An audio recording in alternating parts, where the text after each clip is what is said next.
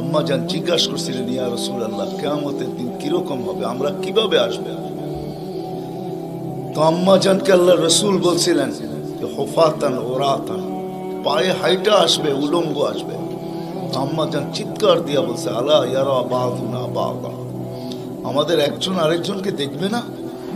আল্লাহ রসুল আম্মা জানের কোলে শোয়া ছিলেন, উঠা বসছেন, চেহারার রং পরিবর্তন হয়ে গেছে। আর বলছে, আয়েশা ইয়ামুন আসির, আয়েশা বড় কঠিন দিন। তো দুটা চিত্র তুলে ধরছেন আম্মার সামনে। বলছে, আয়েশা কিরকম কঠিন শুনবা? কাআন্নী আনদুরু মূসা মুতালাফফিফুন বিউমুদিল আরশ ওয়া ইয়াকুলু রাব্বি লা আসআলুকা আল-ইয়াওমা উম্মি ওয়া লা আসআলুকা আল-ইয়াওমা উখতি আসআলুকা নাফসি নাফসি নাফসি নাফসি। বলছে, আয়েশা এরকম কঠিন দিন আমি দেখতেছি যেন মুসা আলাইহিস সালাম আরশের